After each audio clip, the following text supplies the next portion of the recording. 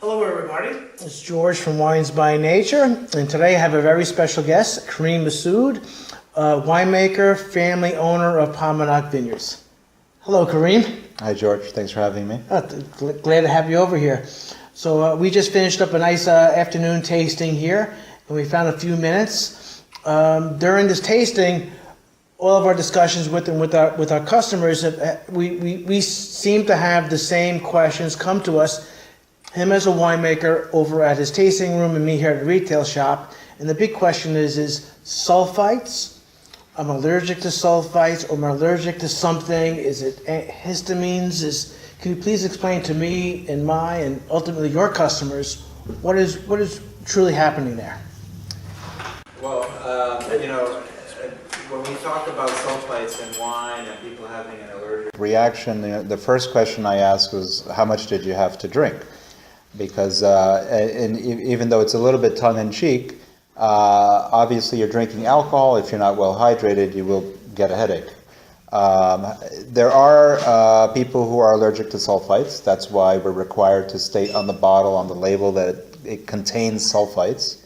However, my understanding is that this applies mainly to asthmatics, who represent about 1% of the overall population. And my understanding is that severe asthmatics are about 0.1% about 1% of the asthmatics. So we're talking about a very, very small fraction of people who are very allergic to sulfites specifically. But as we know, you and I hear people coming in complaining about one reaction or another to wine, whether it's a headache or hives or what have you. There could be a number of other things in the wine. It could be histamines, like you mentioned, which are one of a range of different compounds in wine that known as biogenic amines. Biogenic amines. And what are those? I am not a chemist or a microbiologist, but they are compounds that exist in anything that is dead and decaying. So think about cured meats, dried fruits, think of canned sardines or canned tuna, anything that's dead and preserved.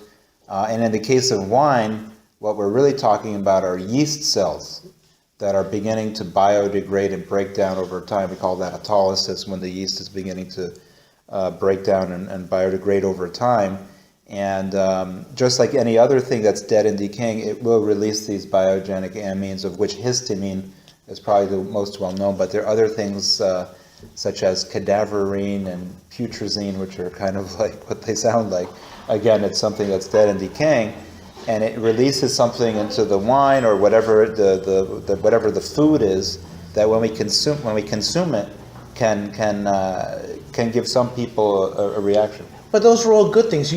There are dry aged steaks. Right, so right. that's Another great example. Yeah. So those are all good things. They're not bad things to be shunned away from. But you cure your meat, so it's a whole process that's been going on since the beginning of man. Mm-hmm. And you pay extra in any steak place. You get a dry aged steak. And same with cheese, for example, like some older cheeses. You're paying for that. Right. Well, that's a natural process. So right.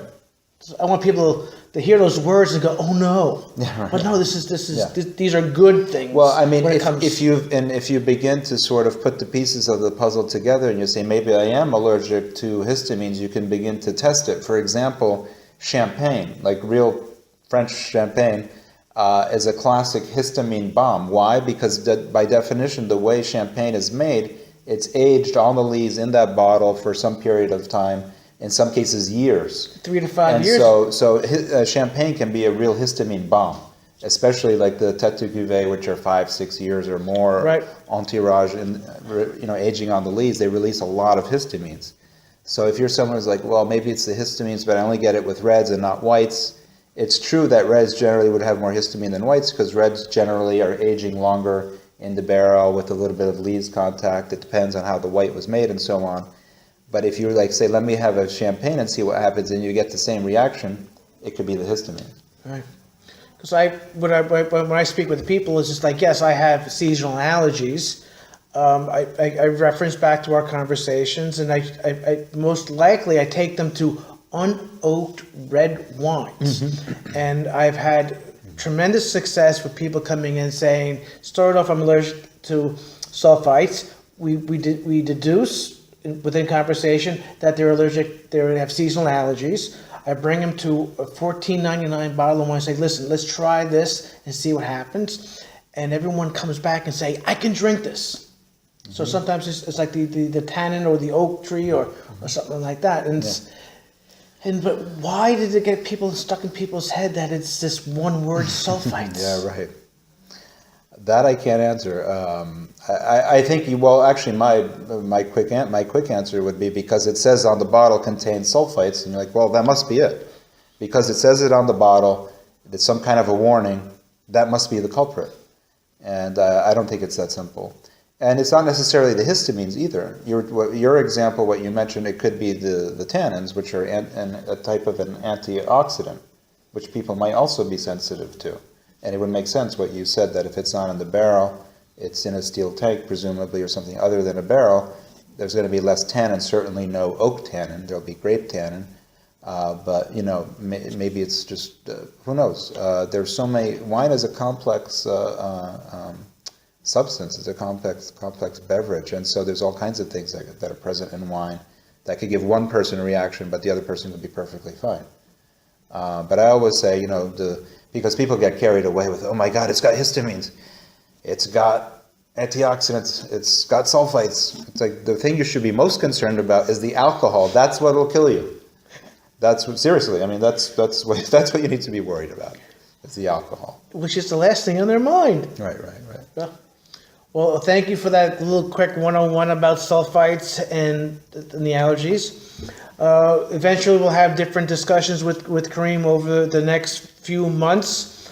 Hopefully, we can get together again and discuss the screw cap versus the cork, which I know is a great topic that we also discuss all the time, but that'll be for a later day. The weekend and family awaits. So thanks again for coming and spending your afternoon with us. It was an absolute pleasure spending time here with us. And thank you for this discussion. And hopefully everybody out there can take a little bit of this information and make a better decision when they're in the store.